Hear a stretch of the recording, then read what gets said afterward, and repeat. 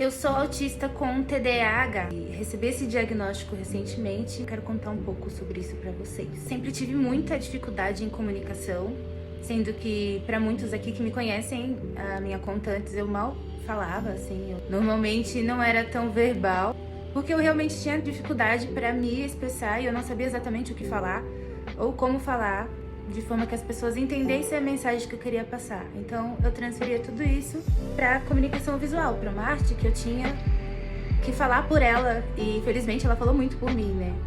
Até que deixou de fazer sentido, então eu tive que parar de fazer isso porque não era mais o que eu queria comunicar. Não que eu não estivesse mais passando por os problemas de transtorno alimentar e não que aquilo não me ajudasse de alguma forma, mas não era transtorno alimentar, era autismo.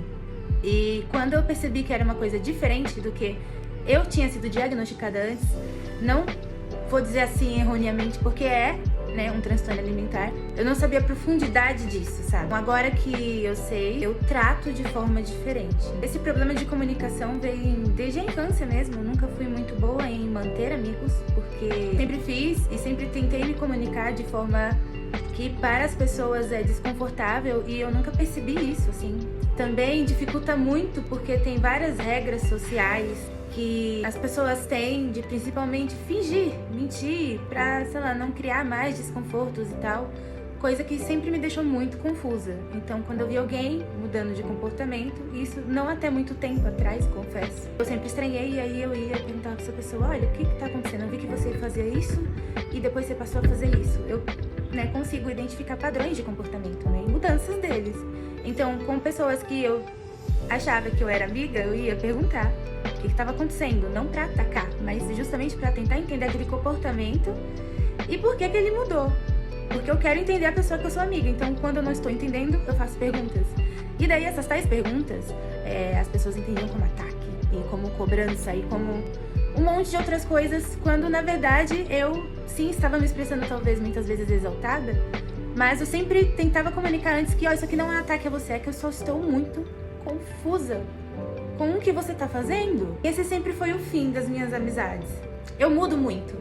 E vocês que são aqui telespectadores, vocês podem perceber que eu mudo muito de aparência, eu gosto de fazer conteúdos variados, eu não me apego muito a uma coisa, mas eu tenho certas paixões e interesses intensos, como música e artes. Só que isso varia, isso flutua. Música é uma coisa à parte que eu sim consigo manter rotina, porque eu tô sempre criando, e eu tenho várias músicas, eu não tenho uma música só, então eu consigo não enjoar das minhas músicas, então toda semana eu tenho música nova também. E maquiagem seria a mesma coisa, porém o objetivo que eu tava maquiando antes, que era pra tentar seguir uma carreira de maquiadora e etc., não era pra mim. Eu tentei gostar disso e eu tentei me enturmar com pessoas da área, eu tentei agradar marcas, né, vamos dizer assim, eu tentei me encaixar no mercado. E eu vi que o mercado, como qualquer outro, obviamente ele é muito difícil, mas esse especificamente é muito confuso pra mim, porque as pessoas mentem muito e tem muito jogo de interesse, e é muito difícil socializar, principalmente com as mulheres, que é o que mais tem. Pra mim, como uma mulher autista, os meus comportamentos não me ajudam muito nessa questão também. Então já me olham como estranha, eu não consigo me comunicar, eu não consigo ir pra festas e ficar bem, porque toda vez que eu vou pra festas, eu tenho que ir no banheiro em algum momento e chorar bastante, porque eu fico muito sobrecarregada de estímulos. E aí eu começo a ficar estranha, as pessoas percebem e começam a me cobrar mais presença, mais energia, mais animação, e eu não consigo entregar o que elas querem. Aí eu decepciono e elas ficam chateadas comigo. Aí eu passo a não ir pras festas pra elas não verem esse comportamento. Só que elas sentem falta de mim. E aí eu entro nesse ciclo e começo a tentar evitar desapontamentos, mas é meio que inevitável, porque eu nunca vou conseguir entregar o tipo de atenção e demanda que essas pessoas têm. Então eu nunca vou ser, por exemplo, a pessoa favorita de alguém, a pessoa que alguém vai procurar consolo, porque a minha disponibilidade e a forma como eu enxergo a vida é bem diferente. Os meus conselhos sempre assustaram meus amigos, porque sempre foram, sei lá, talvez muito objetivos. Teve gente que achava que eu queria o mal deles pelos conselhos que eu tava dando. E pra mim é simples: isso aqui te faz mal, então muda de direção, começa a fazer isso aqui. E as pessoas são muito resistentes à mudança. Eu não sou. Então eu tenho e venho praticando muito a questão da compreensão de realidades da minha e das outras pessoas. Tive que matar o meu antigo eu e entender que eu sou o que eu sou. Foi um processo. Desde criança eu dou muito trabalho para comer, porque eu tenho alta sensibilidade com o meu paladar. Eu não sabia explicar isso para vocês de forma alguma, porque eu também não entendia o que estava acontecendo. Então, o que acontece? Eu tenho muitos estímulos ao comer. Eu sinto o gosto muito mais forte do que o normal. Eu sinto o gosto das coisas antes delas chegarem na minha boca. Então, pelo cheiro, eu já sinto o gosto e já fico satisfeita como se eu já tivesse comido, porque eu tô sentindo esse sabor. Então, se eu tô sentindo o cheiro por muito tempo, é como se eu já tivesse comido. É uma coisa psicológica, meio doido. Então, muitas vezes, quando eu não tô com vontade de comer, bem, eu sempre fiz isso, né? Eu mastigava fechando o nariz ou qualquer coisa do tipo, sem tentar encostar na minha língua. Porque eu não queria sentir sabor. Eu sabia que eu tinha que comer, mas eu não queria sentir nenhum sabor, porque eu tava já cansada daquele sabor só pelo cheiro. Então eu comecei a criar estratégias de tipo, não sentir o cheiro da comida preparando. Mas como que eu não sinto o cheiro da comida que eu mesma tô preparando? É muito chato. O fato de ter TDAH junto com o autismo complica, obviamente, o meu quadro, porque eu, como artista, eu tenho hiperfocos. E tudo basicamente é dentro da área artística. Então, eu amo música, é, tipo assim, a coisa principal que eu sou envolvida. Mas eu também gosto muito de maquiagem, eu gosto de roupa, fazer, tipo, crafts, e eu gosto de inventar coisas. Gosto de fazer tudo que é artístico, que tem que criar, que pede um tempo meu pra fazer algo do zero e dar vida àquilo, assim. Eu sou obcecada por fazer isso, então todos os dias eu faço algo do tipo. Nem sempre eu mostro pra vocês, porque pra mim não é algo que eu quero compartilhar, mas meu, sabe? E o TDAH, infelizmente, ele me tira dos meus focos. Então eu começo a criar algo muito legal aqui na parte autística, né? Vamos dizer assim. Eu tô muito envolvida e eu quero criar um plano muito legal de posts que eu falo de uma série de música bacana. Então eu tô estudando pra fazer isso, só que aí o TDAH me tira do foco.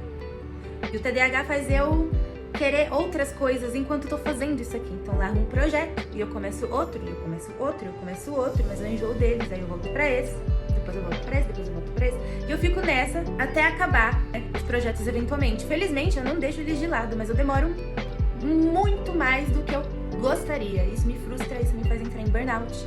E no burnout eu fico dias e dias deitada. Eu não consigo comer, eu não consigo interagir, eu não consigo fazer muita coisa. Eu fico me sentindo uma verdadeira amoeba. Eu sou totalmente disfuncional e eu não lembro nem de ir ao banheiro, assim. Não sinto vontade de fazer minhas necessidades, porque eu tô muito cansada e meu cérebro não lembra. É quando tá emergente, quando eu sinto aquele, sabe, aquela apertada ou aquela dor enorme no estômago que eu falo, tá na hora de cuidar disso aqui, né? Porque já não dá mais pra dar uma segurada. Eu sempre fiquei muito bem sozinha e eu nunca procurei pessoas pra solucionar problemas pra mim. Porque quando eu compartilhava meus problemas, pessoas diziam que eu estava sendo dramática e que aquilo não era um problema. O que pra mim, nitidamente, era sim um problema. Estamos em uma roda e temos 8 pessoas aqui, 2 estão conversando sobre algo, outras 3 estão aqui, e outra só tá ouvindo. E eu aqui como uma boa, sei lá, participante silenciosa, porque eu sempre fui isso, né? Tipo, eu estava ali no meio, mas nunca estava conversando com as pessoas, sempre estava aqui observando, porque eu não sabia em que conversa entrar. Vocês viram isso no Corrida das Blogueiras. Eu fico confusa, em que momento eu posso falar, se eu tô interrompendo alguém, se elas querem me ouvir? Ai. Então eu acostumei a ficar muito tempo sozinha. Eu não sinto falta das pessoas, e não é por mal. Eu não entro em contato, não é por mal. Eu não procuro as pessoas pra contar o que tá acontecendo comigo, não é por mal. É porque justamente eu vi que eu sobrecarrego elas quando eu tento explicar o que tá acontecendo comigo. Imagina então entender o meu problema depois que eu estou explicando pra elas porque é um problema, porque elas não estão enxergando o mesmo problema. Mesmo que eu goste muito delas, eu não quero ficar falando com elas todos os dias, eu não quero ficar encontrando com elas. E aí elas ficam chateadas por saber a verdade. E eu não quero mentir pros meus amigos. Então, eu não posso, por exemplo, ser verdadeira totalmente com meus amigos, porque vai magoar eles. E eu tinha a ideia de que pra ser uma boa amiga, eu tinha que contar a verdade. E não é assim. Sempre que eu tô buscando esse tipo de coisa, eu não tô buscando magoar, eu tô buscando entender. Eu estou curiosa, estou confusa, mas mesmo assim, mesmo explicando que é esse tipo de sentimento que eu estou tendo, eles não acreditam. Eu procuro não mentir. Eu não tenho esse costume porque não faz sentido pra mim. Mentiras não fazem sentido pra mim. Eu não gosto de fazer parte, eu não gosto de fingir. Não é pra mim. E é por isso que eu sou uma pessoa mais solitária, porque eu sou, né, bem chata de conviver. Preciso mencionar aqui também que eu tenho, sim, bons amigos que conseguiram se adaptar comigo, né? Eu tenho amigos que já compreendiam que eu era diferente em algum aspecto, que eu tinha dificuldades pra me comunicar ou pra ficar chamando pra fazer coisas, então eles se tornaram pessoas mais proativas comigo e respeitam meus limites, são pessoas que não me puxam, que não exigem muito de mim, e eu consigo ser a amiga que eu quero ser pros outros, que eu sou muito cuidadosa, eu sou carinhosa, eu sou atenciosa quando eu tenho a energia pra isso, assim, então se tem algo importante pra você, eu arrumo um novo mundo, eu vou, eu faço, mas eu tenho que sentir que isso é recíproco. Eu me seguro muito antes de me entregar pra alguém. Então, esses amigos que eu tenho hoje, né, eles são essenciais na minha vida e eu sou muito grata por eles. Eles são maravilhosos e têm me apoiado muito, inclusive, nessa nova fase, assim. Eu amo muito vocês. Gente, não sei se vocês estão surpresos, sinceramente, porque eu já vinha falando, dando, né, algumas pistas aí, né, das minhas suspeitas também. Muita gente pediu pra eu dar uma olhada, assim, então eu não acho que tá pegando vocês de surpresa, assim, mas eu vou entrar em detalhes sobre coisas que mudaram, assim, nos últimos, sei lá, quase 2 anos aí. E que, sim, explicam muita coisa da mudança do meu comportamento, da mudança do meu conteúdo, porque tem que fazer sentido com o que eu sou. E eu aceitei isso, galera, é isso.